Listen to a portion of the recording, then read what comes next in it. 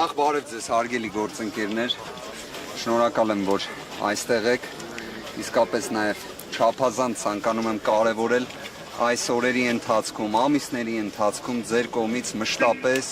Հայաստանի Հանրապետության, անկեղծորեն եմ ասում, նորագույն պատմության ամենախայտառակ քաղաքական հետապնդման վերաբերյալ մշտապես ձեր լուսաբանումները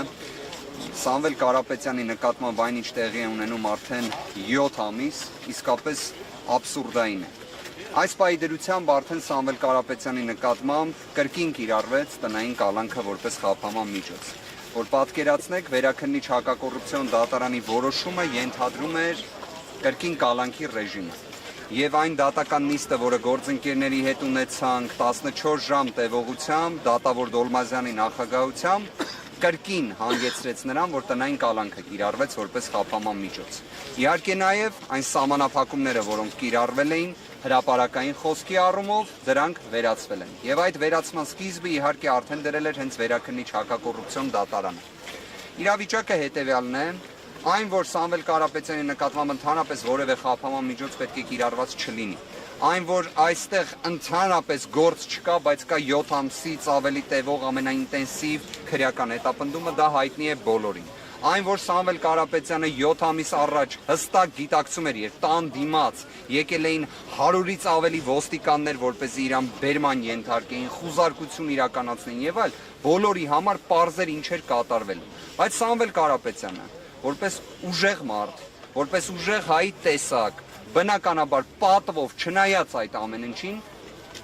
7 ամիս տևող կալանք ունեց, որը իդեպ կալանքը եւ տնային կալանքը նույն կալանքն է եւ այն հիմա էլ է շարունակվում։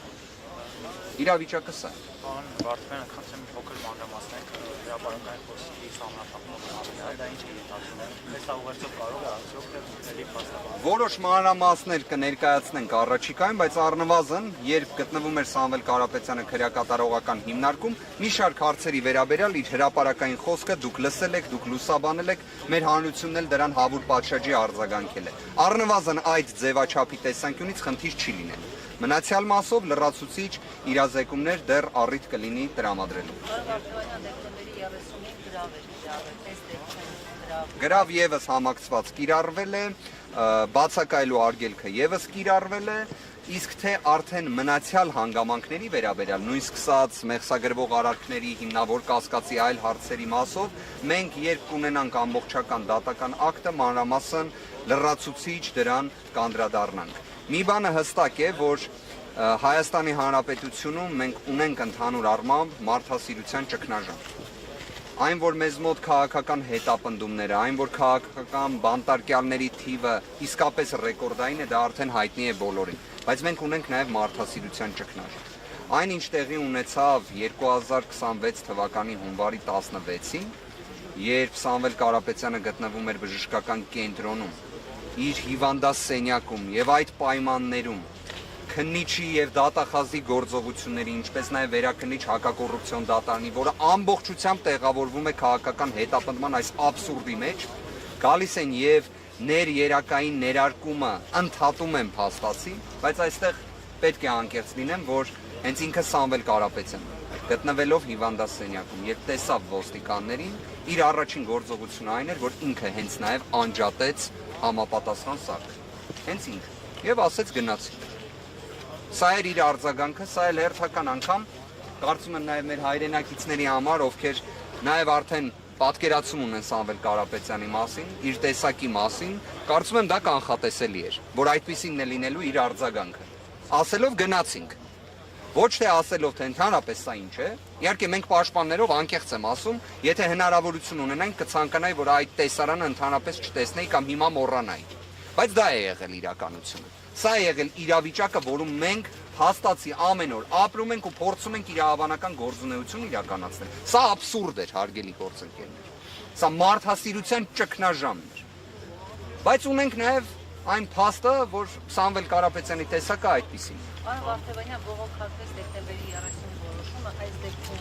ինչ սպասելիքներ ունեք, նորից կբողոքարկեն, երբ ամենամյա բալանսը։ Իհարկե ամենայն հավանականությամբ նման զարգացումները սպասելի են, բայց բոլոր դեպքերում կարող եմ մի բան ասել, որ ցանկացած ապօրինություն նույնիսկ ամենամեծ ապօրինությունը, որը Սամվել Կարապետյանի նկատմամբ տեղի ունեցողն է, ունի սկիզբ եւ ունենում է վերջ։ Եվ վստահաբար իր վերջը ունենալու է։ Այս քաղաքական հետապնդումը ի վերջո դադարեցվելու է։ Այլ հարց, թե դրա բացասական հետևանքները մենք ինչքան ժամանակ ենք տեսնելու։ Մենք ինչքան ժամանակ ենք կրելու։ Մենք ինչպես ենք պատկերացնելու, որ օտար երկրյա ներդրողը ուզենա գալ Հայաստանում մի ինչ-որ բիզնես գործունեություն ծավալել։ Երբ իրենք տեսնելու են, որ աշխարհահռչակ մեր հայրենակիցներից մեկը, ով Forbes-ի ցուցակում է, ինչեր է տեղի ունենում իր նկատմամբ, ով Հայաստանի Հանրապետության համար հաստատի բացառապես լավն է արել։ Ես օրինակ իսկապես այս վերջին շրջանում երբ տեսնում էի մի քանի հրապարակում, օրինակ Հեցի հետ կապված, հա, Հեցի գործարքի վերաբերյալ խոսում են մարդիկ, որոնք 2015 թվականին միգուցե դեռևս ուսանող են եղել։ Սամվել Կարապետյանը 2015 թվականին Հեցի սնանկացումից փրկողն է եղել, լինելով այդ ժամանակ էլ Forbes-ի ցուցակում։ Մի քիչ տրամաբանություն է պետք ունենալ ամեն մի նույնիսկ աբսուրդային ճակերտներում միտք արտահայտելիս։ Իսկապես մի քիչ ողջամտություն պետք է ունենալ։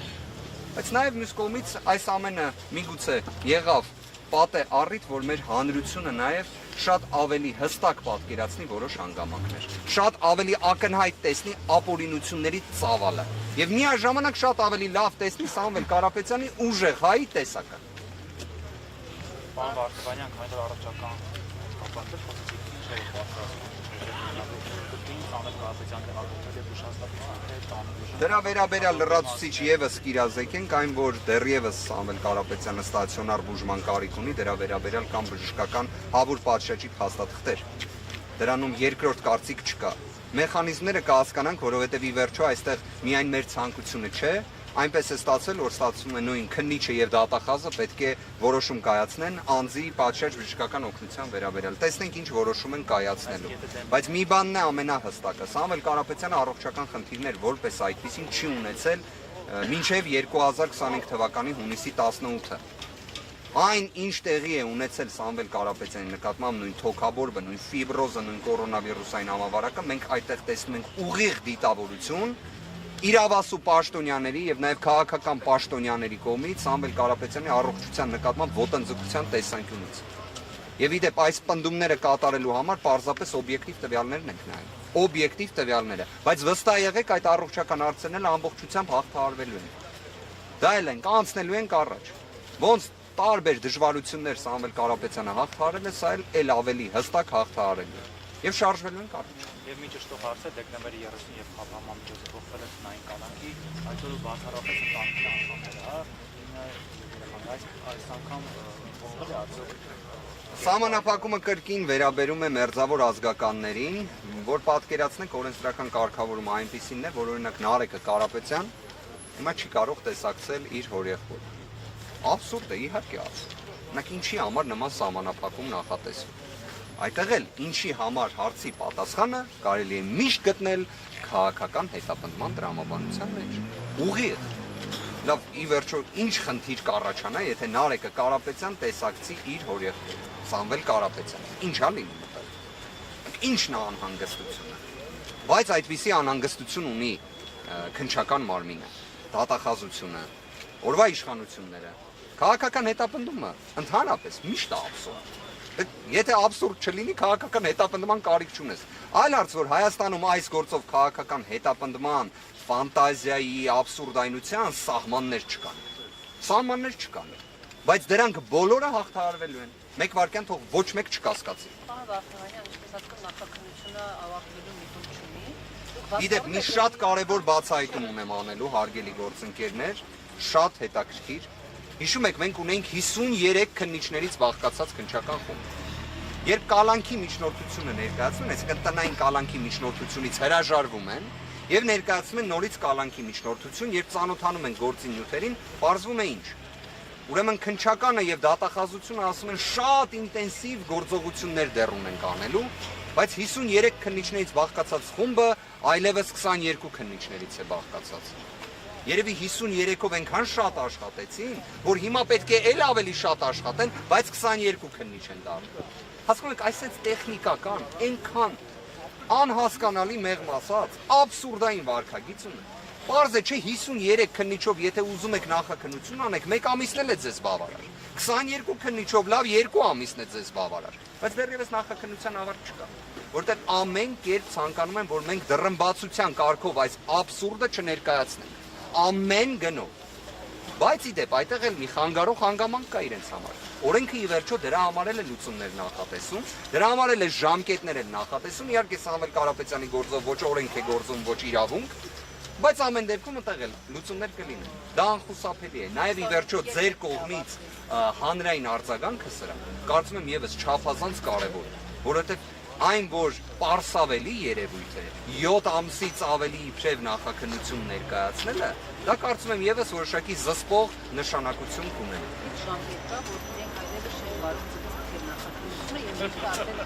Որ պատկերացնեք քրեական դատավարության օրենսգիրքը առավելագույն ժամկետներ է նախատեսում, դրանցից մեկը օրինակ այս դեպքով կարող է լինել 10 ամիս։ Բայց դա որ պատկերացնեք առավելագույնի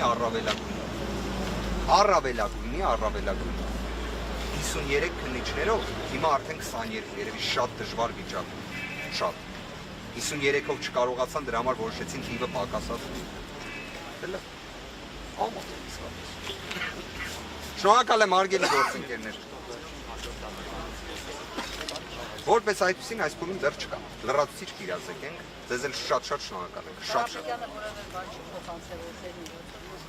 Կարծում եմ դեմքին ժպիտը որ տեսակ եւ ակնհայտ է նաեւ թե ինչքան է կարեւորվում մեր հայրենակիցների աջակցությունը։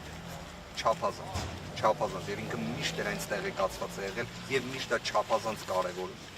Եվ իսկապես չնայած այս աբսուրդին, այս ամենին դուք տեսաք միշտ ժպիտը դեմքին, միշտ